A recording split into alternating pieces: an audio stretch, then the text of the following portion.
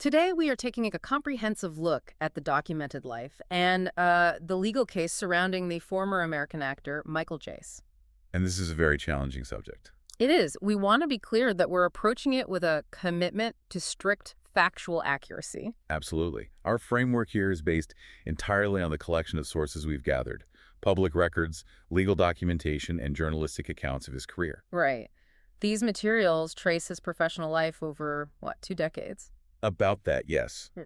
And it all culminates in the tragic events of 2014 and, of course, his subsequent conviction for murder. That objective framework is just essential here. It's the only way to do it. Our goal is to extract the critical information provided in this material to really chart his path from, a successful working actor through to the judicial outcome of the events that led to the death of his wife, April Jace. And we commit to a factual, sober, and respectful review of these records, focusing only on what the evidence and legal documents tell us. Understood. Given the gravity of this, we're moving straight into the facts.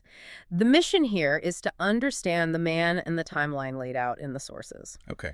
So to start, let's establish the core biographical information. Michael Jace was born on July 13th, 1962. In Paterson, New Jersey. Right. And his professional life, his acting career, it spanned a really consistent period of activity, roughly from 1992 through about 2011, before his life was, forever altered. That two-decade span, 1992 to 2011, that's really key. It represents his entire identity as a professional artist. And it's important to understand that before anything else. It is. While he is now defined by the criminal conviction, we have to first understand the trajectory of the career he built. It provides the necessary background before we can even begin to examine the personal collapse that's detailed later in our sources. So let's unpack that professional profile. The material suggests a highly adaptable working actor. Not necessarily a global superstar, but someone who maintained really consistent employment in some very high-profile projects. Yes. And his professional career begins, according to these records, in 1992. With an appearance on Law & Order. Which is such a classic start for any working actor, especially in New York at the time. It absolutely is. And what that appearance signals isn't just a debut, but it's the establishment of a rhythm, right? A rhythm, exactly. You get a guest spot on a major procedural, you move to the next audition, and you build momentum from there.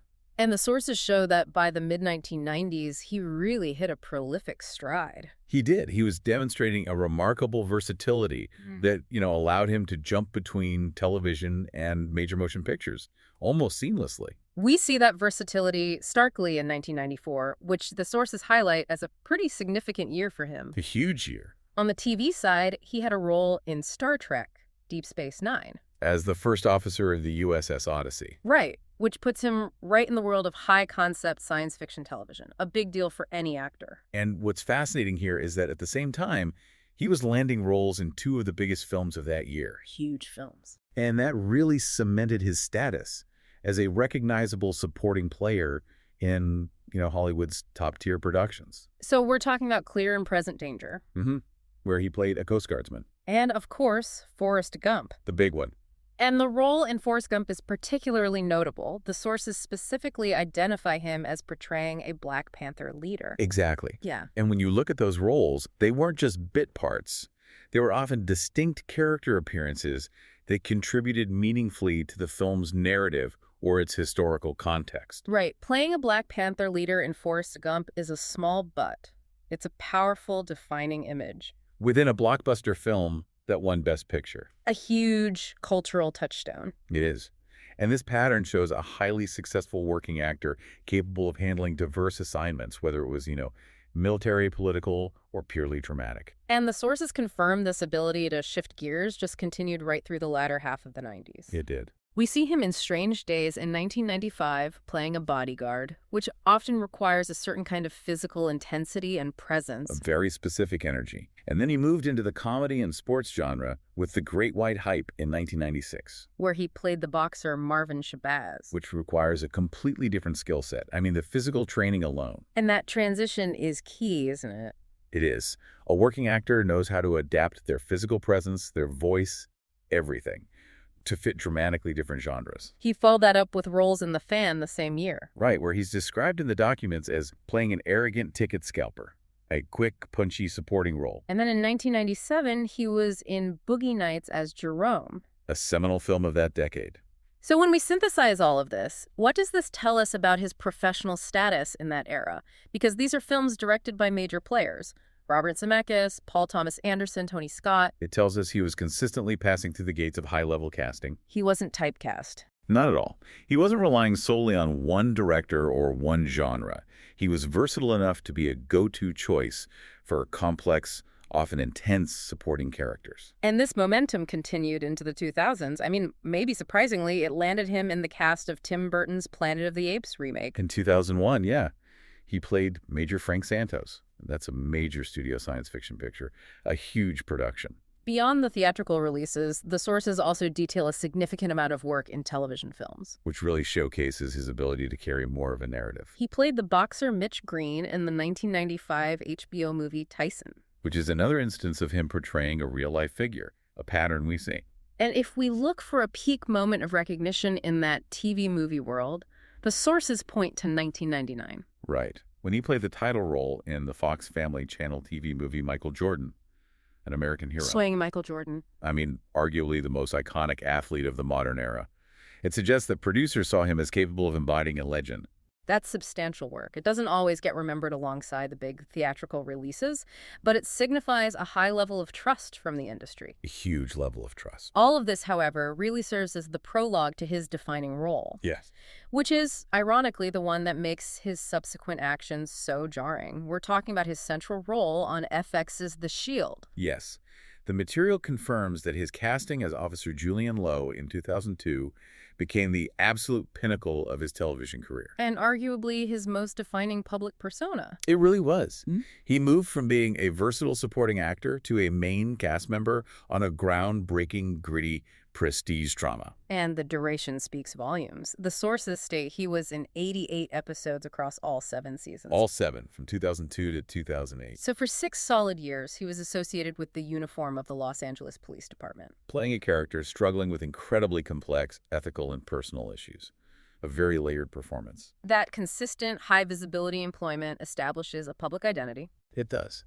And that's what makes the context so painful when we arrive at the facts of his conviction. The fact that he spent years portraying an LAPD officer, grappling with the complexities of law enforcement, only to be arrested by that very same department for the most heinous crime.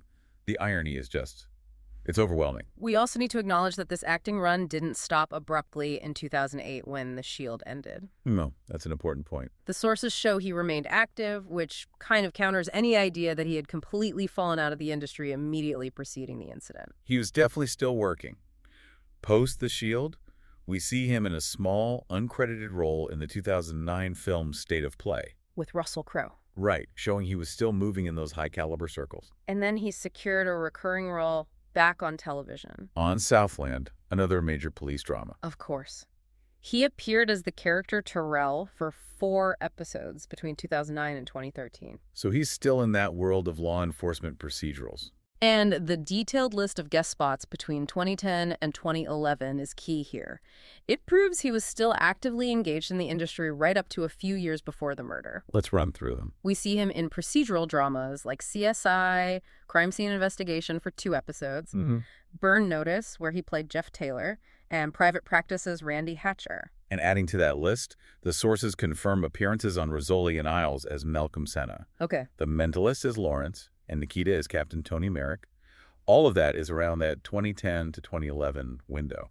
So this consistent track record from 1992 all the way through 2011, it paints this picture of a really stable professional life. It does. A life where he was continually employed, continually moving through Hollywood's network of film and television. So we have a trajectory of consistent work, professional recognition, and what you'd assume is financial stability derived from 2 decades in the industry. You would assume so. But the sources suggest this professional scaffolding was not reflected in his private life. A private life that tragically collapsed leading up to 2014. And that necessitates a pivot to the personal details provided in the records. This is where the narrative takes a profoundly difficult turn. We must transition respectfully to the facts regarding his personal relationships and the motives detailed in the sources for the crime committed. Yes. That sustained professional life gives us one picture of Jace, a very public one. But the sources reveal a much darker reality unfolding behind the scenes leading up to the tragedy of 2014. Let's review his marital history as it's documented. His first marriage was to Jennifer Bitterman. That lasted from 1996 to 2002. Okay. And following that divorce, he married April Larone in 2003. And April Jace is the victim in this case. Tragically killed 11 years into their marriage. It's crucial that we acknowledge April Jace not just as a name in a legal brief, but as a person with her own life and career as detailed in the source material. It is. What does the material tell us about April Jace? The sources specifically note that April Jace was a track and field athlete. We understand from the records that she worked professionally in sports, dedicating her life to fitness and training, often in the context of professional athletics. This detail helps us recognize the profound, distinct loss that occurred. We are mindful of the fact that a vibrant life was taken. Absolutely. The sources also mention that the couple shared 3 children. And the sources are also specific about the environment leading up to the crime. These kinds of domestic incidents, they rarely occur in a vacuum. No, they don't. And the records explicitly cite the underlying factors. What did the source material state were the motives for the murder? The official records compiled in the source material explicitly list 2 primary factors contributing to the crime. And those were? Chronic marital problems and persistent financial difficulties. The sources suggest that these issues had reached a breaking point, creating an atmosphere of intense strain within the household. These stated motives, marital strife and financial pressure, they're so often intertwined. They are. Can we elaborate on how the sources frame these difficulties? For a successful working actor like Jace, what kind of financial difficulties would have been severe enough to be cited as a core motive in a murder case? That's a critical question, and it really speaks to the nature of wealth in Hollywood. It's not always what it seems. Not at all. While Jace had 2 decades of employment, the sources suggest the consistency of work post The Shield was less certain. Okay. Or perhaps the compensation from those consistent guest spots didn't match the standard of living established during the height of his career. Hollywood income can be feast or famine. A big series ends, and that steady paycheck is gone. It's gone. The documents suggest a significant decline or instability that, when combined with the normal expenses of raising 3 children, created extreme pressure. So it wasn't necessarily a total collapse into poverty, but maybe the inability to maintain the financial commitments tied to his established lifestyle. That's how it's framed. And that's coupled with the emotional drain of a failing marriage. The sources link these 2 elements directly. Precisely. The records frame this as a catastrophic interaction between emotional failure and financial anxiety. While we cannot speculate on the precise dynamics of their personal conflicts, We can't. we must report that the sources identify these combined pressures as the stated context that immediately preceded the fatal event. It sets the stage for the extreme act that occurred on the evening of May 19th, 2014. It does, which makes the shift to the actual timeline of the event that much more chilling. We now move to the highly specific timeline provided in the documents, detailing the final moments of April Jace's life and the immediate law enforcement response. The event took place in the evening of May 19, 2014. And the location, according to the records, was the family home in Hyde Park, South Los Angeles. Yes. The chain of events that unfolded that evening is laid out with startling clarity in the sources. It really is. The documents indicate that law enforcement was first alerted following a domestic violence report. But the crucial first piece of evidence, the immediate shocking declaration of guilt, it came directly from Jace himself. Yes. The source explicitly notes Michael Jace's own 911 call. And the gravity of that moment cannot be overstated. The sources cite the reported statement Jace made to the operator during that emergency call. He told them, "I shot my wife." I shot my wife. This is not an anonymous tip or a secondary source? No, it's the perpetrator's immediate confession. It established the core fact of the case instantly. That 911 call meant the police arrived not just to investigate a domestic disturbance, but to a confirmed homicide scene. Upon arrival, officers found April Jace deceased from gunshot wounds. The sources confirmed the weapon used was a gun? And the instantaneous nature of the crime and the self-reporting? Yeah. It just streamlined the initial legal process dramatically. The sources lay out the subsequent actions by the Los Angeles Police Department. They were quick and decisive. As you'd expect. Jace was arrested by the LAPD that same evening, May 19, 2014, at his home. And following his apprehension, while being questioned by the police regarding his wife's death, the source material confirms he confessed again. Yes, he confessed to the shooting. This provided the prosecution with the ultimate evidence. So they have physical evidence at the scene. The emergency call confession and a subsequent detailed confession to investigators, it's a very strong case from the outset. And the formal legal machine moved rapidly after that. Very. The day after the incident, May 20, 2014, Jace was arrested on suspicion of murder. And then just 2 days later, on May 2010, 2014, the Los Angeles County District Attorney's Office formally charged him with murder. That speed indicates the strength of the evidence they gathered immediately at the scene. It does. But the investigation did not stop there. The sources include a fascinating, technically specific detail about the evidence collected, which speaks volumes about the thoroughness of the LAPD investigation leading up to the trial. What are we talking about here? We're talking about digital forensics. Let's focus on that detail because in the context of 2014, technological evidence was becoming increasingly vital in criminal proceedings. Absolutely. What did the sources mention about April Jace's phone? The material references that the LAPD was able to successfully crack the password-protected security on April Jace's iPhone 5C. Wow. And this detail, while it might seem minor, holds major significance in the context of criminal investigation at that time. Why is that capability so important to document? What does that tell us? Well, if we look at the landscape of 2014, encrypted devices were becoming commonplace. Right. And police and federal agencies were increasingly struggling with the ability to access data crucial to a case. The fact that the sources highlight this suggests that accessing April Jace's phone and whatever correspondence, search history, or evidence of planning or conflict it contained was a major investigative victory for the LAPD. A huge victory. Yeah. So it's not just about retrieving text messages. Yeah. It's about confirming the LAPD had the technological resources in place in 2014 to overcome device encryption, which was not always a guarantee at the time. And this kind of evidence can corroborate timelines, motives, the state of mind of both the victim and the accused. Exactly.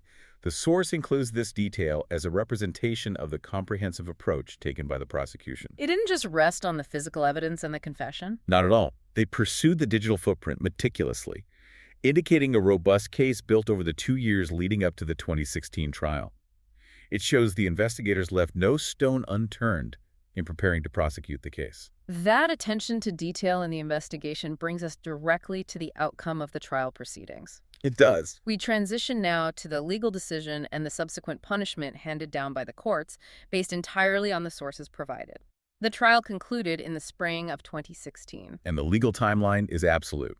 On May 31st, 2016, Michael Jace was found guilty. And this conclusion followed that 2-year period of investigation and trial preparation, confirming the overwhelming evidence the prosecution had presented. It is critical, I think, for our listeners to understand the nuance of the conviction versus the initial charge. He was charged with murder, but the specific finding by the jury, according to the documents, was for second-degree murder. And this distinction is crucial, particularly in California law. Can you break that down for us?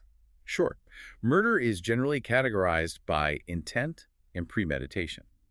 First-degree murder requires premeditation, meaning the act was planned, deliberated, and willful. Okay, planned in advance. Exactly.